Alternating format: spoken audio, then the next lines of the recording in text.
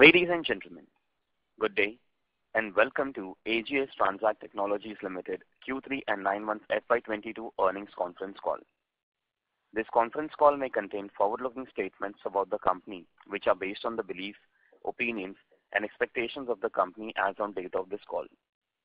These statements are not the guarantees of future performance and involve risks and uncertainties that are difficult to predict. As a reminder, all participant lines will be in the listen-only mode, and there will be an opportunity for you to ask questions after the presentation concludes. Should you need assistance during the conference call, please signal an operator by pressing star and 0 on your touchtone phone. Please note that this conference is being recorded. I now hand the conference over to Mr. Ravi Goyal, Chairman and Managing Director, AGS Transact Technologies Limited. Thank you, and over to you, Mr. Goyal. Thank you. Good afternoon, everybody. A very warm welcome and thank you for joining our first earning call post our listing. On this call, we are joined by our CFO, Saurabh Lal, and SGA, our investor relations advisors. Let me begin by giving you a quick snapshot of our company, and then we will take you through the operational and financial performance. Digital payments in India are growing at an encouraging pace. Digital payment is a key focus area for us as well. We have been very focused on the acquiring side, that is the POS acquiring side. We have created a world-class platform and infrastructure called OnGo. We are deploying these POS machines directly, and we offer end-to-end processing of POS payments, which includes merchant POS, transaction processing, settlement with Master, Visa, RuPay and different card schemes, reconciliation of funds, and transferring the same to the merchant account through sponsor banks. Our major success in POS deployment came from the deployment of POS for oil marketing companies, that is IOCL, BPCL and HPCL.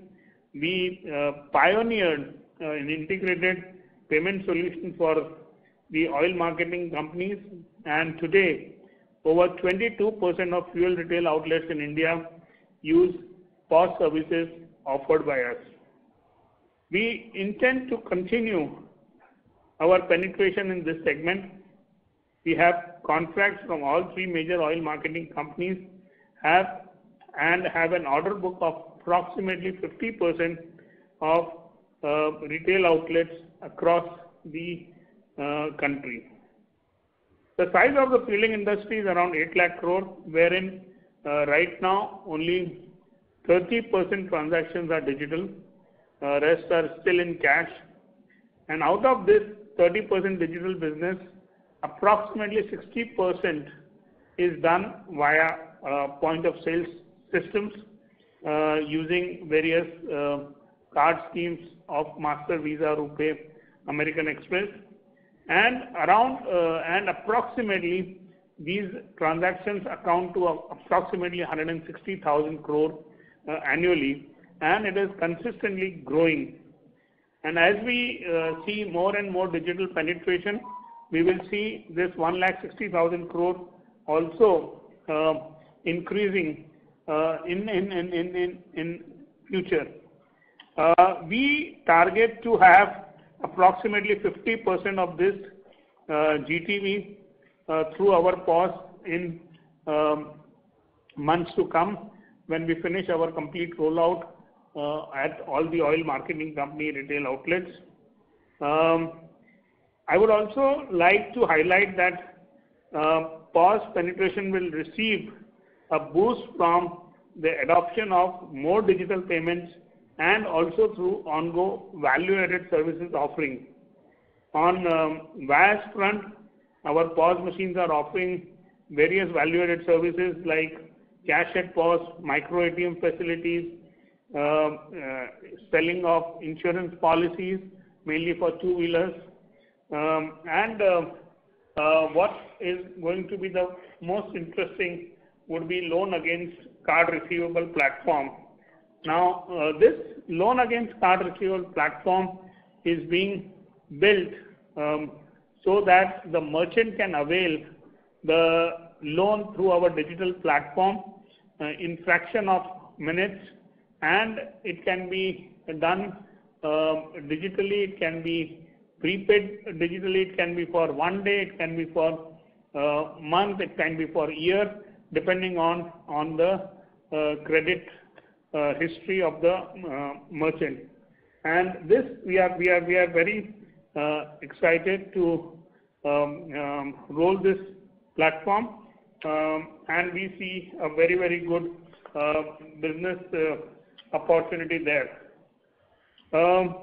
Also, the government policies have been incentivizing OMCs and their customers toward digital payments, like 7.75% digital incentive, which is also driving a shift in the payment methods and fuel stations.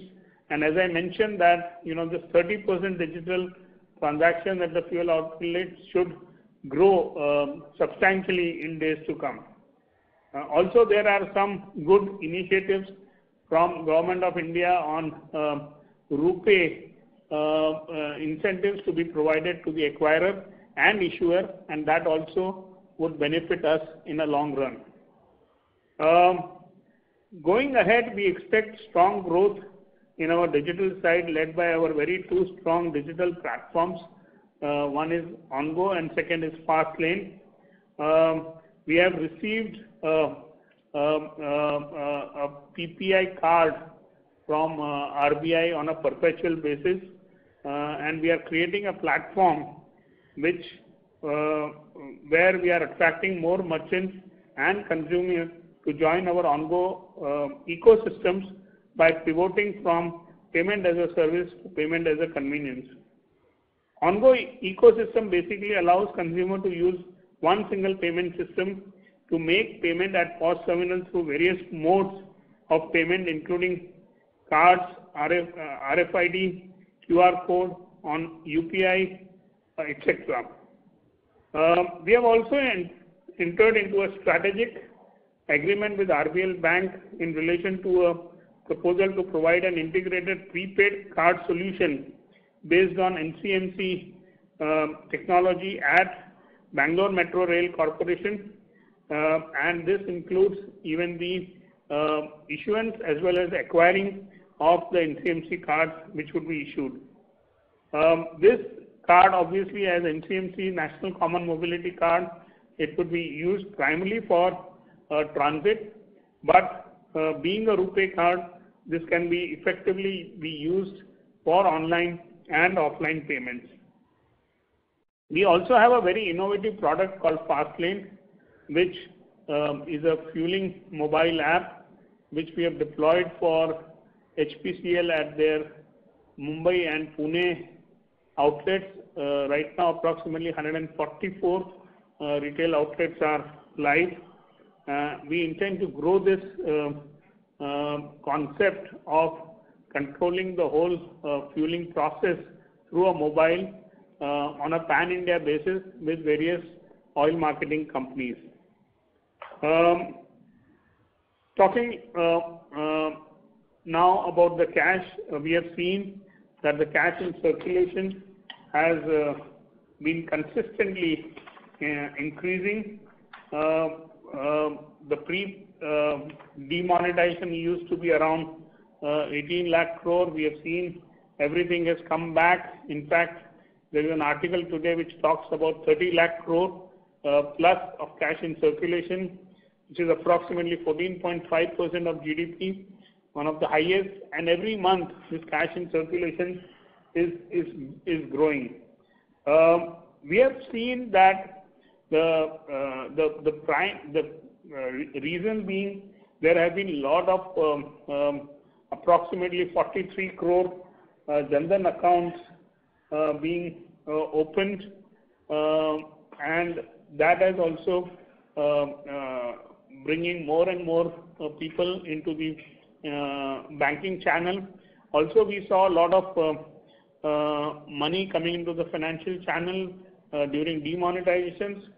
At the same time, we are seeing that direct benefit transfer is growing which used to be few years back to around 75,000 crore, has already reached to around 5 lakh crore. So we see more and more money coming into the bank accounts, and obviously the consumers, the customers are going and withdrawing this money either from bank branches or from an ATM. We have seen that in India, still around 1.6 times the cash in circulation is being dispensed through an ATM. This is still quite less compared to Russia and Brazil, which is talking about 6 times plus ATM dispensing compared to cash in circulation. So if we are talking about around 20 lakh crore as a cash in circulation, then we would dispense around 32 lakh crore through an ATM channels. So we see that it is a very, very important channel for cash being dispensed through the ATMs. For banks, still the ATM is the most cost-effective channel for cash dispensing. Like if a customer walks it into the branch, it costs bank approximately 60 rupees to provide that infrastructure, whereas if the customer walks it into the ATM, it costs them only around 17 rupees. And apart from providing a 24/7 convenience to the customer.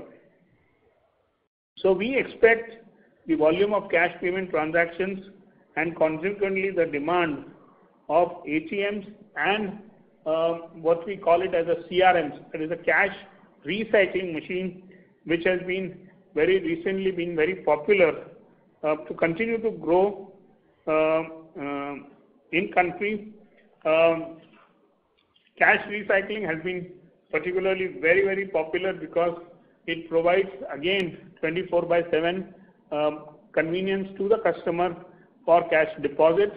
And what we have also seen, the focus from bank side to convert more transactions from physical to electronic by providing what they call it as an electronic lobby.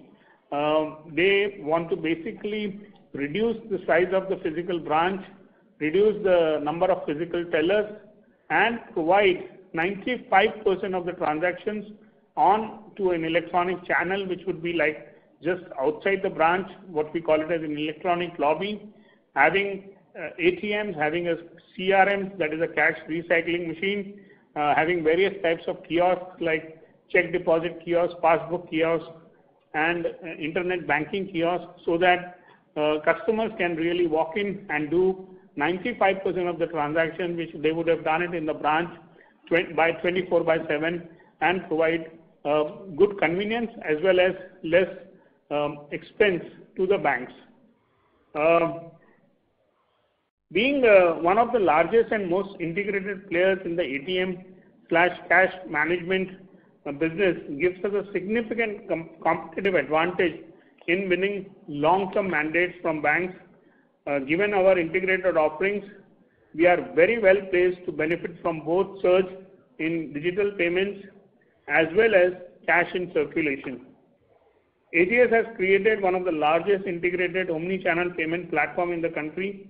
We provide cash, payments and digital solutions to banks and corporate clients. On the cash payment side, we are very strong in the ATM outsourcing business, offering long-term contracts with majority of the banks from 7 to 10 years, where we deploy ATMs on behalf of the banks, either on a transaction model or on a fixed monthly model. One important component of this ATM outsourcing is cash management, and we have our fully owned subsidiary called Secure Value, which is specializing in cash management. It manages cash for our captive ATMs as well as for other managed service providers. Secure Value is completely compliant with all the regulatory guidelines of RBI and MHA on a pan-India basis, and we continue to see a good growth in this business. Our long-standing relationship with our technology providers, Diebold Nixdorf and ACI, have played a very critical role in attaining our market position and enabling us to be a leader in the payment solution industry.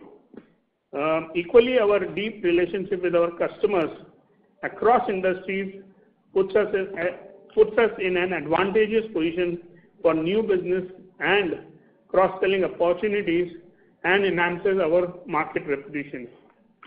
Over the years, strategically, we have grown the share of our service revenue from 83% in FY19 to approximately 88% in FY21. When we talk about a service revenue, what it means is a kind of a recurring revenue which is in nature, and it is backed by long-term contracts. We manage ATM for all three largest private sector banks and the largest PSU bank in India. We have a strong order book of approximately 50,000 POS from OMCs under our digital business. What we have seen is that the platforms which we created on digital side, OnGo and Fastlane, as well as the success in ATM outsourcing, we have found a big opportunity in Asian markets, and we, through our wholly owned subsidiary called Global Transact, we have invested 90% in Novus Technologies based in Singapore, and we have a presence in 5 countries. So we have in Sri Lanka, where we have won the largest outsourcing contract of the country by deploying digital branches. That what they call it digital branch, and what we call it here is an electronic lobby. We have deployed more than 200 digital branches for People's Bank of Sri Lanka, and is one of the largest in that country. We have also formed a joint venture with the subsidiary of BCA Bank for deployment of point of sale in Indonesia, and that is going to be our focus area for the next financial year. We have also won a major contract with the joint venture company called BPAKR. The BPAKR is one of the largest, one of the big oil marketing company in Indonesia. It's a joint venture between British Petroleum and AKR, and there we have won the contract for rolling out the complete automation as well as the complete payment system and our Fastlane product in that country. It is already we have already deployed in more than 20 outlets, and is going to be rolled out throughout the country in next 1 year's time. Our other success has been in Philippines, where we have tied up with one of the largest private sector bank called RCBC for deployment of point of sale solution in that country, and the focus has been mainly for financial inclusion for their rural cities. We have also started our presence in Cambodia, and we are working with few large banks for deployment of point of sale solution in that country. So we plan to continue to leverage the technology and the products which we have developed in India and provide these to these 5 countries which I mentioned. Coming to recent developments and our business performance in the quarter, as of December 31st, 2021, we have approximately 227 940 total number of terminals, POS terminals which we have deployed. Out of this, approximately 40,000 POS terminals are deployed at OMCs. We have approximately 32,485 ATMs and CRMs under our managed service portfolio, and we have been providing cash management service to approximately 45,000 plus ATMs through our fully owned subsidiary Secure Value. For 9 months ended December 31st, 2021, we processed approximately 923 million switching transactions. We have processed around 140 million merchant transactions with a GTV of approximately 228 billion rupees. During the 9 months ended December 31st, we successfully expanded our operations to cover more than 2,200 cities and towns, servicing approximately 450,000 customer touch points. With a healthy growth in our network and transactions, we delivered strong financial performance. 9 months FY22 with total income of approximately rupees 1,392.3 crore, 26% year-on-year growth in EBITDA, and 59% jump in digital payment solution revenues. We have closed the quarter with a healthy order book with all leading OMCs in India under our digital payments and with banks under ATM outsourcing and banking service business. Typically, we experience a lot of purchase orders getting closed in the last quarter of fiscal due to budget closures and years. Accordingly, Q4 forms the largest quarter in the financial year in terms of revenues. In Q2, we were very optimistic about our Q4 performance, but in January, because of Omicron, there could be a spillover of certain orders, including orders from PSU OMC. With combining of these factors, we expect to close the year with a total income of approximately 2,000 crore plus in this financial year.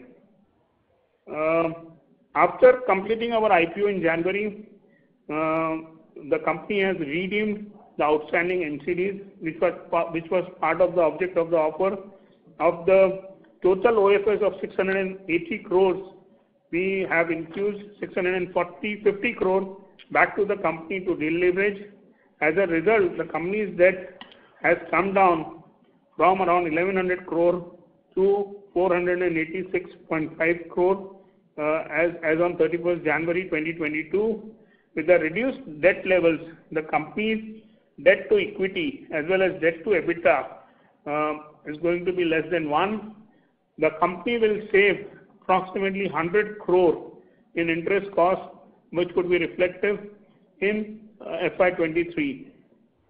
To summarize, our near-term objectives will therefore be to grow and scale up digital business, pivot from payment as a services to payment as a convenience through Ongo card and ecosystem, continue focus on the cash side with our ATM and outsourcing and managed services along with cash management services, focus on improving cash flows and profitability, and grow our leadership position in ATM business while growing other verticals, thereby making the business highly scalable and profitable. That's all from my side. I would like to hand it over to Saurabh Lal, CFO, to discuss the financial highlights. Thanks a lot, Ravi. Thank you, everyone, and good afternoon, everyone. So, with respect to the business, I think Ravi has given you all the updates. We will definitely like to take some questions in the Q&A round, especially on the business side. But I would like to take you through the financial performance of the company. We'll start with the consolidated performance of the company, starting from the Q3, which is December quarter for FY22. So, from the financial number, the total income which company has generated in the Q3 stands at 493 crore rupees for Q3 FY22, as against 469 crore for Q3 for FY21, which is a 5% year-on-year growth. If you see our businesses, we discussed on various business, which Ravi has also explained. So when we as a company see our business internally, we have three major segments under which we value our business or measure our KPIs. The first business is a payment solution business, which has two sub-verticals. One is a cash business, which takes care of ATM outsourcing business and our subsidiaries cash management business. Second business under payment solution comes is a digital payment business, which is primarily driven by POS acquiring, happens to our wholly owned subsidiary ITSL, and our switching business with our tie-up with ACIs, where we offer switching solutions, and transit and toll businesses, where we have again expertise in providing payment solutions in transit and toll. The second segment in which we see our business is banking automation solution business, which is primarily driven by sale of various banking and ATM products. We have a manufacturing setup for ATMs, and service revenues and upgrade revenues, and totally maintaining the life cycle of those ATMs till the expiry of those ATMs. The third vertical, which is called other automation solution vertical in our business, which is primarily again driven by sale of various automation products to retail industries, color industries, and the petroleum industry, which means retail stores, colors companies like Asian and Berger, and the petroleum automations on behalf of HPCL, IOCL, and BPCL, and again running a life cycle contracts for maintaining those machines and servicing those contracts for a life. So our total income includes considerable other incomes also, which we want to cover, which is part of our other incomes there. But if you see in other income, our two of the most critical component that comes in other income is income from the insurance and the income from the deposit of lease.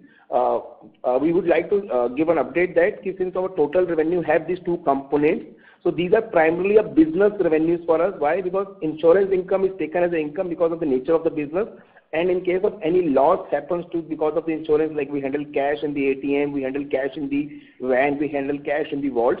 So all those losses, if they happen, as taken as a P&L item in the expense side, so that income we classify them as other income though, because of the accounting standard requirement, but we internally track this as a business income. Similarly, as we have adopted India's 116 way back in 2019.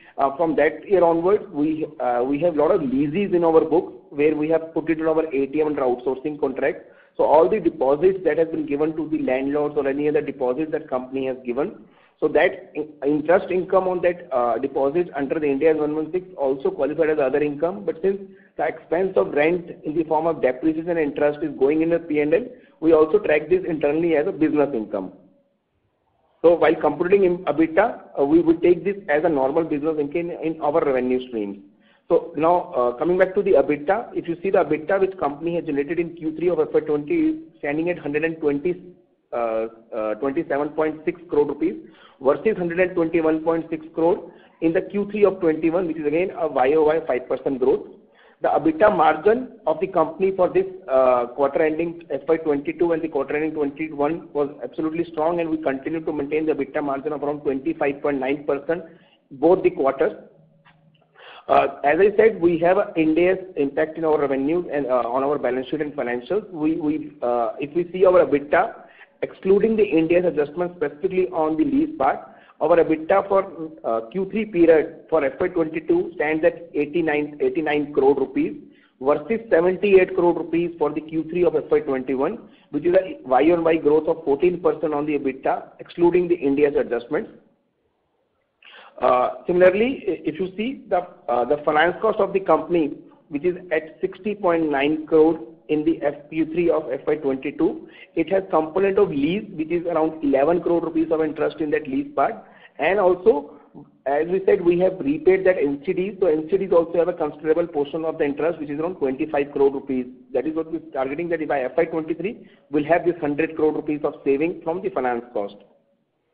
The company's net debt position is also very healthy now. With respect to the net debt of the company stands at around 486.5 crore as of 31st of January 2022 after the redemption of NCDs.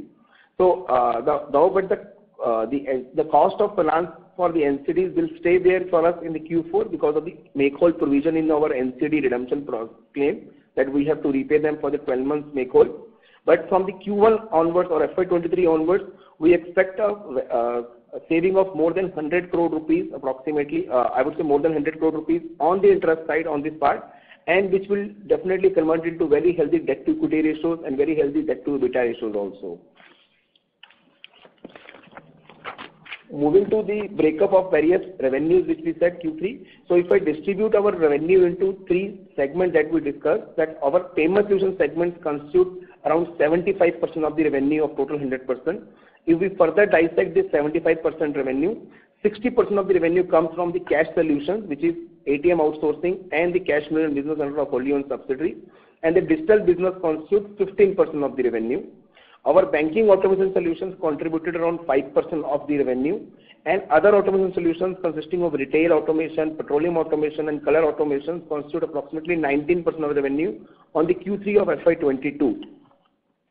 So, now I will take you through the 9-month performance of the company on a consolidated basis for FY22. On a 9-month basis, ending December 2021, the total revenue of the company stood at 1,392 crore rupees versus 1,238 crore rupees in nine months of FY21, which is a growth of around 12% on year-on-year basis. Our segment mix of the revenue, the payment solution constitutes 76% in this revenue. 61% came from cash solutions and 15% constitute from the digital solutions.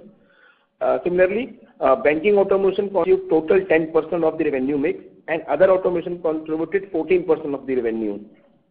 The EBITDA of this 9-month period stood very strong with 354 crore rupees of EBITDA in 9 months versus 280 crore rupees of EBITDA in Q3 of FY21. The growth of 26% year on year. Similarly, the EBITDA margin has also improved significantly. It has moved to 25.4% margin on a 9-month basis versus 22.6% of the corresponding period. The 9-month EBIT has also increased. It's moved to 167.6 crore versus 85.8 crore rupees on a 9 months FY21, which is a growth of 95% year on year. As I explained, EBITDA before Ind AS. So if we take EBITDA without Ind AS 1 month adjustment on a consolidated basis, the EBITDA stands at 243.6 crore for 9 months ending December 21 versus 158 crore rupees 9 months ending December 2020. So this is a growth of 53% on year-on-year basis. If you see on the cash flow basis of the company performance for last 3 years, our operating cash flow to EBITDA generation is more than, I would say, 85 to 90% level, and there is no difference in 9 months period also. So we continue to generate a very high level of cash flows during 9 months. So we believe that this strong cash flows and the strengthened balance sheet of repayment, we are ready to capture all the opportunities and all other business strategies that we have planned, and all those strategies which has already been executed, whether it's a digital strategies or a cash strategies. So with this, I would like to give it to the team callers to take us on the Q&A from the financial performance we have shared with details. Thank you very much. We will now begin the question and answer session. Anyone who wishes to ask a question may press star and 1 on their touchtone telephone. If you wish to remove yourself from the question queue, you may press star and 2. Participants are requested to use handsets while asking a question. Ladies and gentlemen, we will wait for a moment while the question queue assembles. Participants, you may press star and 1 to ask a question. The first question is from the line of Amit Chandra from HDFC Securities. Please go ahead. Yeah, hello. Yes, sir, thanks for the opportunity. And so my first question is on the ATM business. So, what kind of recovery we are seeing in the number of transactions per ATM per day? So, are we near to the pre-COVID numbers, which was around 105 to 110 transactions per ATM per day?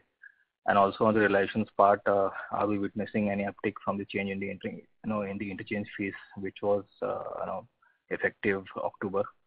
And also, structurally on the ATM business, what will be drivers for this business, as the number of ATMs at this system level is almost having a very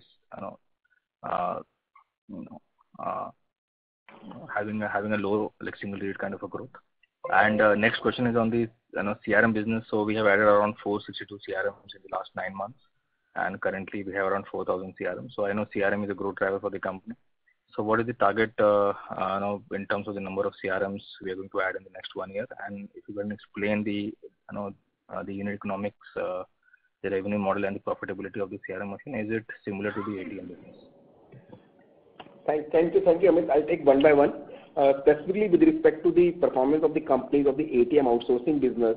So if you see on the 9-month basis or with the 9 months last year, so our total revenue on the ATM outsourcing business, which is again part of our payment solution business, we call it as a cash business, which covers both ATM outsourcing and cash middle business put together for our subsidiaries. So on that perspective, we have, I would say we have overachieved from growth is there with respect to cash and ATM outsourcing. Since we have both the contracts in our hand, we have a transaction fee-based contract also, we have a fixed fee-based contracts also. So on a fixed fee-based side, definitely we have seen the growth because of various, like you said, CRMs which we have deployed for a time. Many of the CRMs constitute our fixed fee-based revenue also. So we have seen a significant growth in those fixed fee revenue. On a transaction fee-based side, we have seen the transactions. If I take you to the transaction history that we have seen from the pre-COVID level when it happened in March 20. From March 20 till March 21 when we reached, we saw the transaction were almost coming back to the pre-COVID level. Then there was a second wave started off, unfortunate for all of us, in April 21, and then we saw a dip in the transaction April 21, and again the uptake was there immediately, and we've seen the transactions were inching back to the pre-COVID level. So if I distribute this ATM transaction fee-based contract or CRM contract, we have seen the CRM is almost crossed to the pre-COVID level because there the rush at the branch and deposits are going parallelly. If I distribute my revenues in 3 contracts like PSUs banks or public sector banks, we have seen the largest public sector bank which is in our portfolio has almost reached to the pre-COVID level. On the public sector bank wise, we have seen the transactions are coming back to the normal, but I think it is still not reached to the pre-COVID level of 100%. I think by end of this March and I think by end of April and maybe the new session when all the offices are opening up and the transactions are coming back, cash and circulation is almost back, we believe this transaction will come back to the pre-COVID level. Now coming to the CRM deployment, so as you rightly said, we are continuously aggressively deploying the CRM. We have a good order books in hand from the CRM deployment also. Banks are also going aggressively to ensure that all their branches should slowly get covered through CRM deployment so that they can transfer those people who come to the rush to the machines and they can simply get the credit and deposit immediately. With respect to unit economics on the CRM side, there are 2 types of contracts that we have. One is on the fixed fee basis and another is on a transaction fee based contract. On a transaction fee based contract, our revenue comes from both sides of transactions, that since the CRMs are getting utilized for a transaction or the withdrawal also and for the transaction for the deposit also. But wherever the CRMs and the other CRM contract where we transactions ATMs, CRMs are only utilized for the deposit of the cash. There we have only fixed fee contract because still we are also in the process of getting more and more people accustomed to this kind of deposit machine. But wherever the machines are available that can be used for withdrawal, I think we have the contract with the bank which is on the transaction fee based model. The unit economics goes on very market driven pricing, I would say, which has rate for per transaction for a cash withdrawal, rate per transaction for cash deposits, rate per transaction for non-cash deposits and everything. So unit economics wise from the IRR perspective, they are very healthy contract generating IRR up to, as I said, it's a 9-year contract, 10-year contract. The healthy IRR ranging between, I would say, around 30% plus to 35 to 40% plus on the CRM side. On the deposit side, as I said, we are only deploying it only for where the fixed fee contract. The IRR is different because right now the machines are only using for deposit functionalities. Okay. And my next question is on the OMC business, which I think falls under the digital category. So we have a tie with the OMCs, and we intend to add a POS across all these OMCs, and there were aggressive targets in terms of adding like POS machines across the OMCs, right? So, but based on the current monthly run rate in terms of additions, we are falling behind, and in terms of the in terms of the GTV also that we are generating per POS per month is only around 3.6 lakhs like YTD. So what is happening there? If you can like have some more color on that. Sure. So Amit, if you see on the OMC side, as I said, we have a very, very strong long-term contract with all the three OMCs. With this contract, we have a clear visibility of covering more than 50% of the retail outlets over a period of time. But what we have seen is that the deployment was definitely going on as per the plan we're saying, but because of this Omicron wave, which started off way back, I would say last week of December and continued for the full month of January, and it started easing out now. What we have seen is that there is a slight, I would say not a delay, but slight push of the execution of those POS machine deployment by all these OMCs. And considering the nature where we deploy these POS machines at various retail outlets all across the country, the communication with respect to the delivery, the communication with respect to the execution has slightly pushed this deployment. So what the target that we have kept in mind by deploying more and more machines by March 22, but we could see is that it gets pushed maybe by another quarter, maybe by June 22 we'll have complete deployment. But the most confident thing for us is that we have a complete order book visibility in our hand, and with this order book visibility, we have a clear visibility of the total revenue that will come from the OMC once we get the full deployment. So as Ravi has also mentioned, we have deployed around 1,000 plus POS machines, and we have another visibility of 50,000 POS machines which is getting deployed in this balanced OMC. Coming to the GTV part, Amit, if you see the total GTV which company has achieved, the release which we made along with our results is around 17,000 crore of GTV which we have generated in last 9 months against the total deployment of 39,900 POS versus 28,000. So if you take if I take 39,000 as a base for 17,000, GTV comes out to be around 4,90,000 rupees as per our working. And if I take an average of the deployment, which generally happens because the deployment of 11,000 POS happens over a gradual period of last 9 months, the GTV comes out to be around 5,70,000 rupees.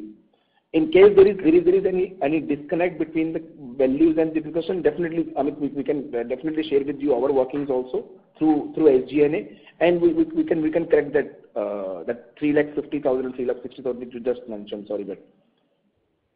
Okay, sir. Thanks for the clarity and all the best for the future. Thank you, Amit. Thank you. Thank you. The next question is from the line of Manik from JM Investments Limited. Please go ahead. Hi, thank you for the opportunity. Just wanted to understand what caused the slight weakness in terms of the payment solutions business in 3Q on a sequential basis, and if there are any one-time costs there, and if you could also help us understand what's happening on the cash management side, given the fact that generally there is an expectation in the industry that the realizations will go up given some regulatory requirements. Thank you. So, sir, if you see our financial performance with respect to the payment solutions, which constitute our, like I said, ATM outsourcing and cash management business. So on a 9-month basis or on a quarter-on-quarter basis, we have seen a significant improvement in our cash business, specifically in the secure value. So we will share those segmental numbers also, which covers our payment solutions. So we have seen a significant growth in our cash management business, primarily because secure value happens to be the company which is compliant with respect to all the guidelines of RBI and MHA on all India basis. And if you see in last 2 to 3 years, we have significantly added more than 20,000 ATMs in our portfolios. We used to handle around 28,000 approximately ATM in March 19, and today we have already touched more than 45,000 ATMs in our portfolios. So from that perspective, cash management business, we believe that we are very well positioned, and we are commanding, as we said, we are the second largest cash management company in the country. We will continue to command that market share, and we believe that the kind of geographical presence that we have, covering more than 2,200 cities, we believe this penetration will continue to grow. Similarly, on the ATM side also, if you see on the sequentially on quarter-on-quarter or year-on-year quarter, even though we have seen a lot of impact because of the Omicron wave or other lockdowns and everything, we continue to maintain our revenues in matching with what we have. So if the number that I have with me, like in payment solutions, our total revenue is 332 crore on December 20, which moved to 365 crores in December 21. Similarly, if you see on a 9 months to 9 month basis, our payment solution revenue was 926.4 crore in December 20, which has increased to 1,039 crore in December 21. So, if I further distribute this growth, this growth has primarily come from both the businesses. One from the digital business, which was 130 crore in 9 months ending December 20, and moved to 200 plus crore in December 21. Similarly, our cash management business, which was around 137 crores in December 20, moved to 176 crore in FY20 9 months December 21.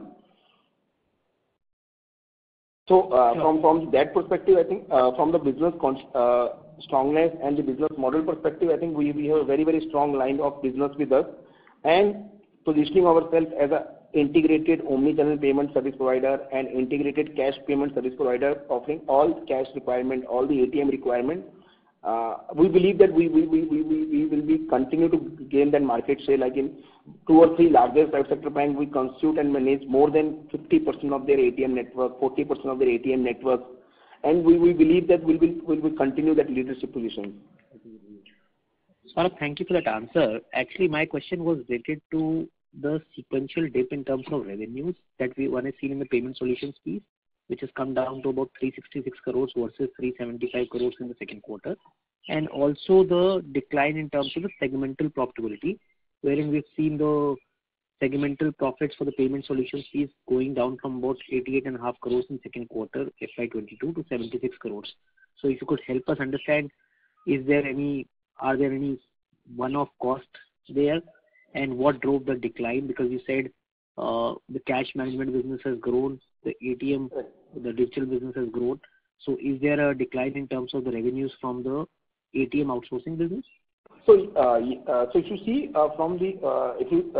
see sequentially from 375 to 365 crore, so our cash management business has definitely grown. We saw I would say a 10 crore rupees dip in our outsourcing revenue, which was 240 crore to 230 crore. It is again primarily because of slight lockdown and Omicron impact on our revenue.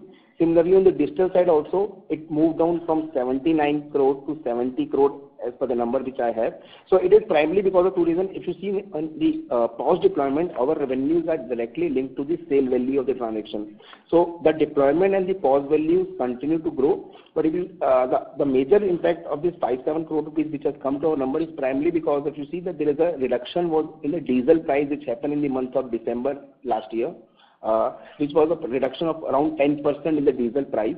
So since there was a reduction in the diesel price, it has a direct permutation to our revenue also, because we get a percentage of revenue from the business of values which get transacted on the POS machine. Now coming to the point with respect to the segment result, which has moved from 88 crore to 76 crore, sir. So it is there are 2-3 costs which has come to us in this quarter 3 of December 21 versus September 1. One, that company has issued the ESOPs to the employees before this IPO, and there is a ESOP cost valuing this ESOP at the fair value accounting. So there is an incremental cost of around 5 crore rupees has gone to the P&L, and this is payment solution constitute the largest pie of that business. That cost has been noted in those contracts, and there is a slight increase in the manpower cost because of the incremental which company has given to the employees. And the third one, as I said, the cash business of the company has increased from a number perspective from 55 crore to 64 crore. So cash business, sir, is directly linked to the manpower of the company. So there is a slight increase in the subcontracting cost where we have a third-party payroll hiring of the company.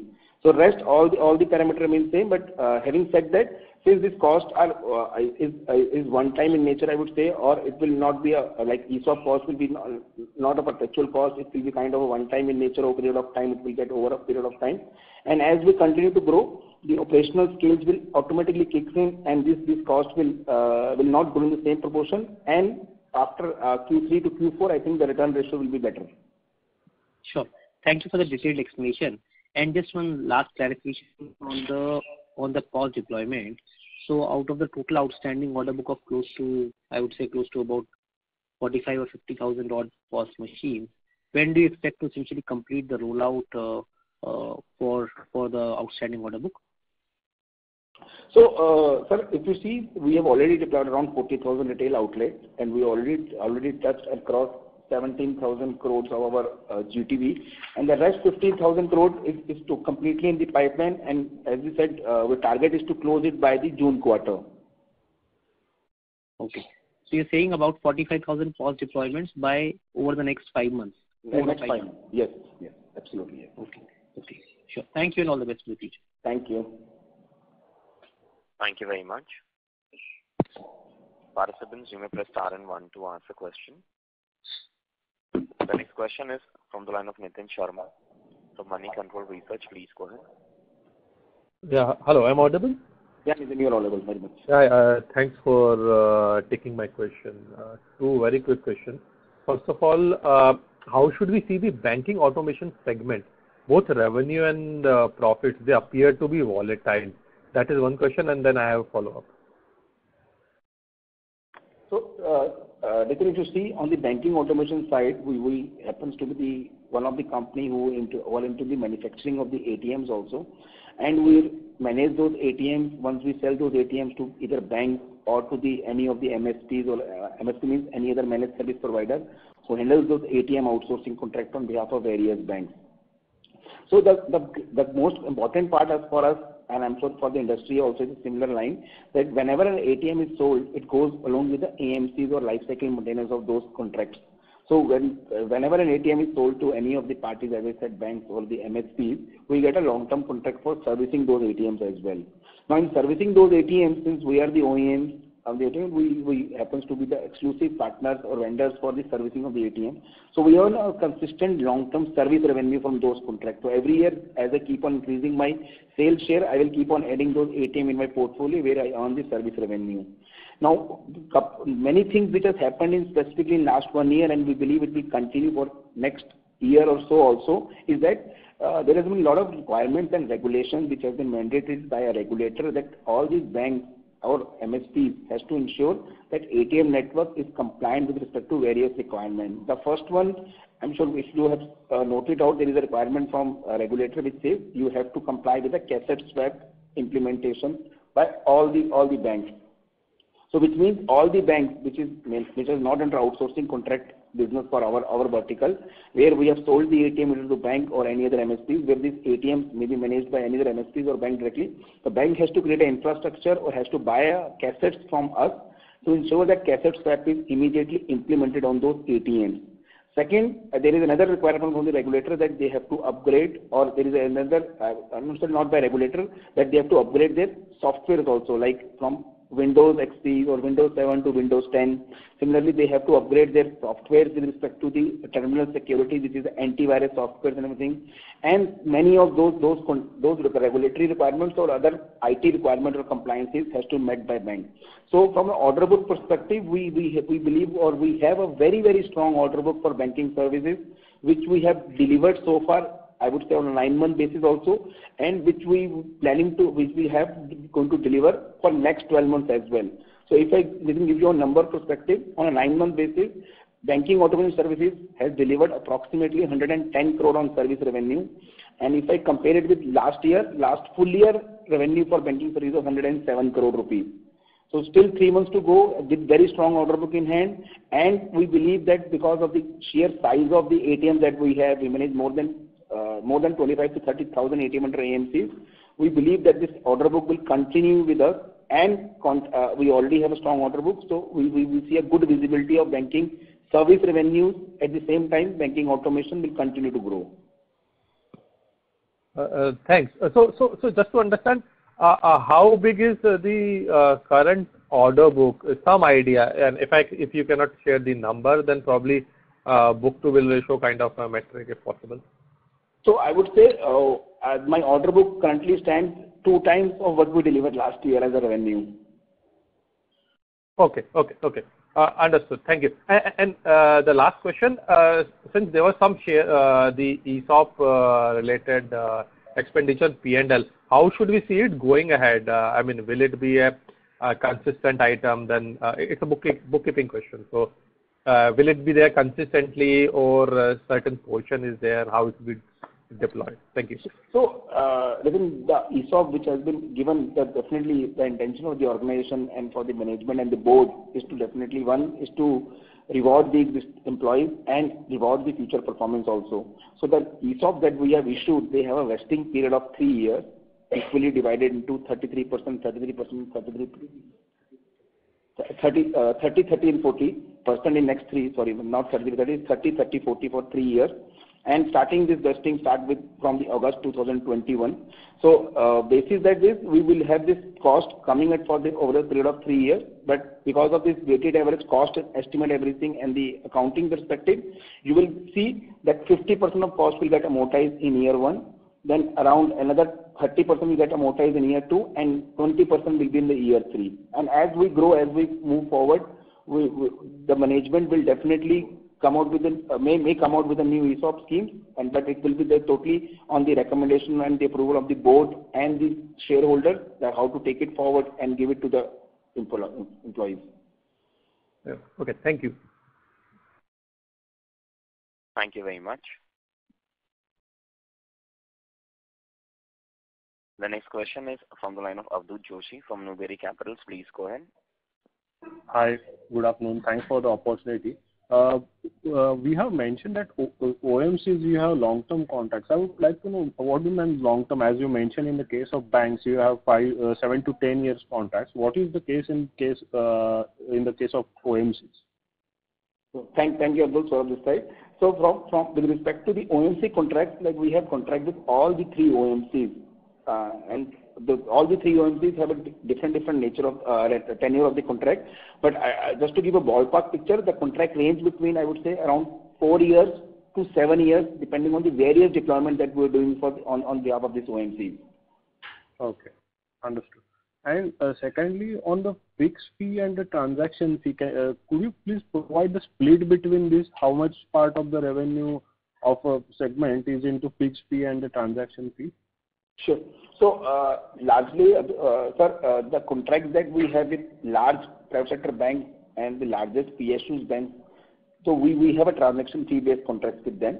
And other portfolios banks that we have in our revenue stream, they are on the fixed fee contract.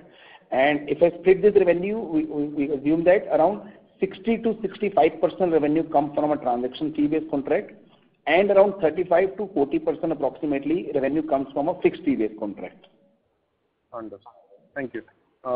Again, I would like to know about the revenue share from the global Transact, and how do we see going further, growing that revenue going further? Because as you mentioned in the opening remarks, you have a presence in 5 countries right now, and how do we plan to? So we are whatever in India, our learnings have been, we are deploying into other countries, as I understand, in Indonesia. So how do we tend to grow it further? That's all I would like to. So, sir, if you see our total revenue stream, as we said, we have got a very good position, and we have got very good product, both from the cash side and the digital side. And we have a, I would say, experience of delivering those products in Indian market, be it ATM, be it be CRM, be it be POS solutions and everything. And as also Ravi mentioned, that the product, I would say, the live product of POS deployment, integration of POS with the petrol stations, integration of POS with the retail outlet petrol stations, fast lane product which we have developed or delivered to with HPCL and already in the market. We continue to keep our focus on the same line and exploring those markets on a similar line of products, so that all those development which is done internally in-house by our software teams or internally by our own teams can be leveraged on those economies also, because those economies are also growing with respect to various innovation space and various product lines. But having said that, if you see on the revenue stream side, their contribution to the revenue of the company is around 5% right now. And as Ravi said, we got all these joint venture completed, joint venture done. The execution process has already initiated. Maybe for next 1 year, the revenue maybe in the similar lines. But I think go forward basis, once those strategies come into play, come into practice, get actually implemented, their share will definitely grow over a period of time. Understood. Understood. Thanks. Just one clarification about banking automation. Can we consider as and when you will sell the ATMs, the revenues will be higher in that segment. So banking automation revenue would be lumpy, excluding the service revenue. Is that a fair understanding? On the product side, you can say, but services will be a continuous running revenue, so that will always be consistent. Yes, it will keep on going. Okay. As and when you sell more ATMs, services revenue will keep on going, right? Keep on going. Yes. Thank you. That's it from my side. Thank you. Thank you. The next question is from the line of Nirmal Bari from Samiksha Capital. Please go ahead. Yes, sir. Thanks for the opportunity. My first question is on the cash automation part. So on the cash business part. So do we have an outstanding order book over there in terms of number of ATMs or CRMs to deploy over the next few quarters or months? So yes, well, so we as we say, whenever we enter into a contract with the bank, maybe public sector bank or private sector bank. So generally, how does it happen is that bank always gives us the indication that what is their strategy to grow the business. Because banks also run their own internal strategies, how they want to grow their network of branch, how they want to grow their network of CASA, how they want to grow their network of debit card. So we get a lot of intelligence from them, and we always get a broad guidelines and understanding with respect to how much expansion and how much plan they have. But generally, the agreement that we enter into contract always cover that these are the scope of services and everything. And as bank continue to grow, as bank continue to expand the network, they keep on issuing us the purchase orders. So on our order book side, like we have contract with all the big banks, we continue to run that order book, and the moment those order books are near to the closure, we automatically get an update order book. So on a consistent basis, you see, we keep on adding around 1,500 ATMs on every year on basis. So all those deployment always happens with the, I would say, a structured planning with the bank. So even though the exact POs will not be in hand, but the understanding and the guidance is there from the bank that we have a clear visibility of approximately how many ATMs or how many CRMs bank is going to get deployed in next 3 months timeline, 6 months timeline, 9 months timeline, or a 12 months timeline. Yeah, because the number of ATMs that I'm looking at your press release, and the number of ATMs have slightly decreased by about 350 odd ATMs in the last 9 months. So is this like a replacement between ATM and CRM that is happening? May not be necessary, Nimal, because generally what is happening right now, most of the CRMs which are getting deployed by many of the banks, they're largely deploying these ATMs at the at the on-site, which is basically means a CRM at the branch network. And the ATMs that we deploy, they cover both on-site and off-site. So the slight dip, which if you see from the ATM that we have deployed from of 350, this is primarily because of many reasons, because there could be a reason that it's in our interest also sometimes, because the contract also gives us right that in case ATM is not generating the right number of transactions or period of time, we have a right to close those ATMs or relocate those ATMs also. So that could be one of the other reason also, that where we might have closed those ATMs and looking for a relocation to a new site. And the second instance could be a reason that if you see there is again a lot of places and a lot of locations, a lot of pockets, we have those lockdowns also there. So since because of the lockdowns in the offices, because we deploy those ATMs in various corporate offices, corporate centers, like of any of the big IT companies, any of the big retail stores also. So in case those retail outlets are closed, so we will not bill those ATMs as a revenue. So automatically that will not come in my revenue counts also. But the third one, as you rightly said, could be that bank is expanding their network and they see the huge demand coming for the deposits right now. But right now, banks are not replacing all the ATMs. They are putting this as a second machine at the branch counter, so that in case those deposit machines for some reasons are not able to function, because as I said, most of the banks right now are using the CRM machines for depositing the cash. They are not using this machine for withdrawing the cash. So except for one of the contracts or one of the bank where they are using these machines for both depositing and withdrawing, the replacement is possible. But otherwise, for all other contracts that we have, since these machines are only used for depositing the cash, so they are not replacing any of the ATM as of now.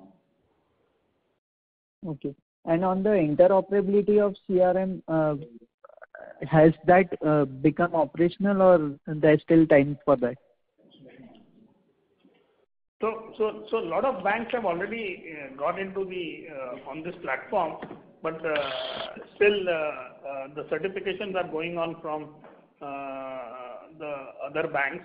So we hope that within a year's time, I think all the banks would be on this platform, like how it happened for NFS for ATMs. So the certification is in process, but a lot of banks have already are there on this ICD platform. Okay. And one last question on during your initial commentary, you talked about loan to the merchants based on the POS outstanding.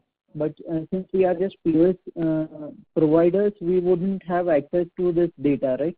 And secondly, we are not an NBFC, so we won't be able to give that loan on our books. So how are we getting access to this data, the POS outstanding or the POS billing data, and then with whom have we tied up for this loans?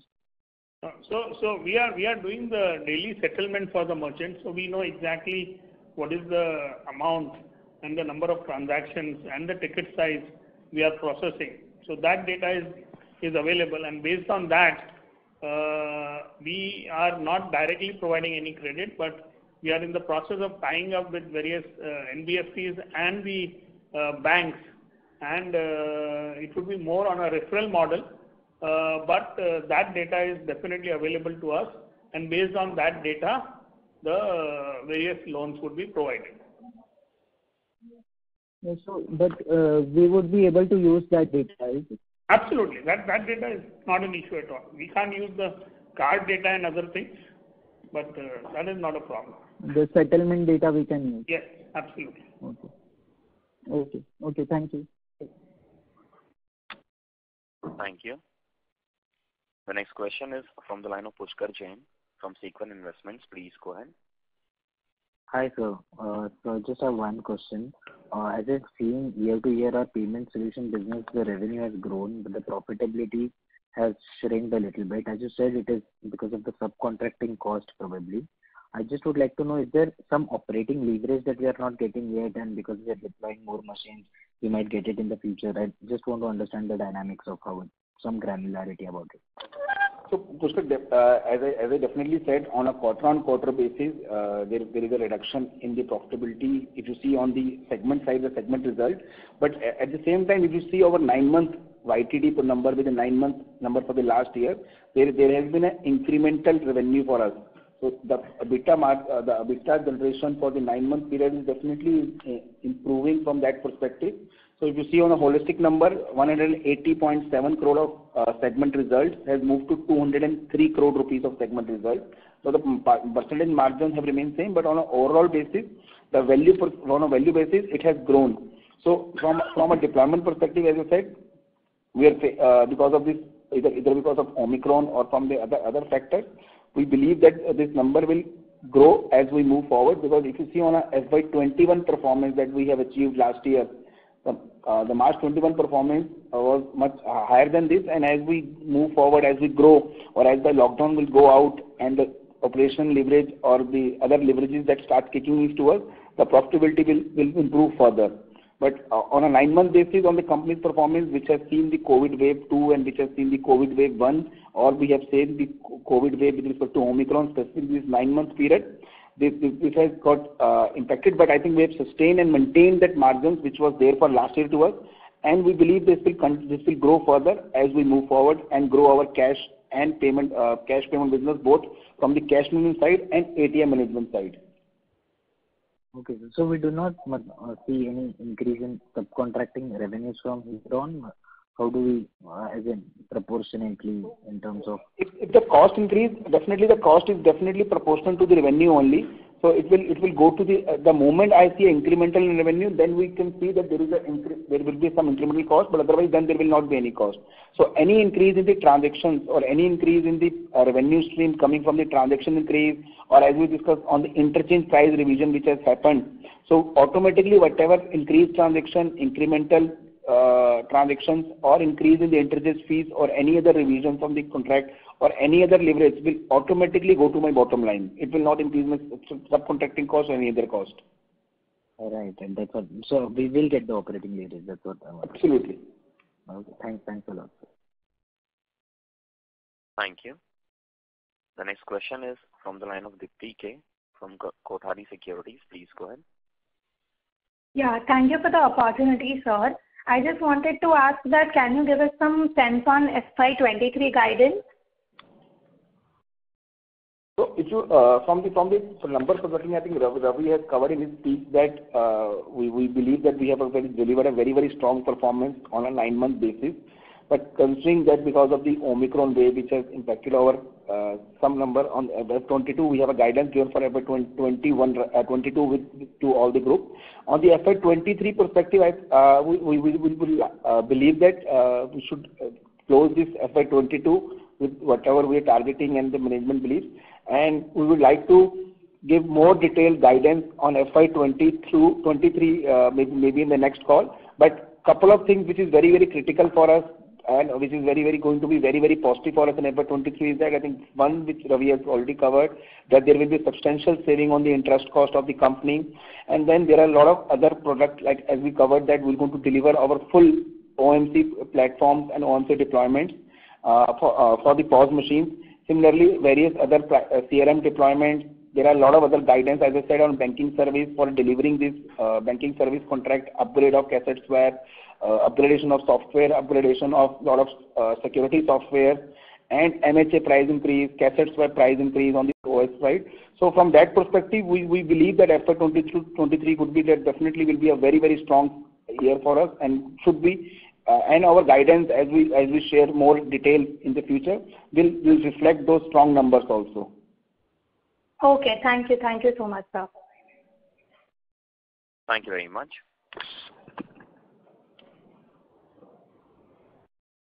I now hand the conference over to Mr. Ravi Goyal for closing comments. Yeah, thank you everyone for joining today's call. I hope that we were able to answer your questions satisfactorily. If you have any further queries, please contact SGA, our investor relations advisor. Thank you so much. Thank you. Thank you very much. On behalf of AGS Transact Technologies Limited, that concludes this conference. Thank you for joining us. You may now disconnect your lines.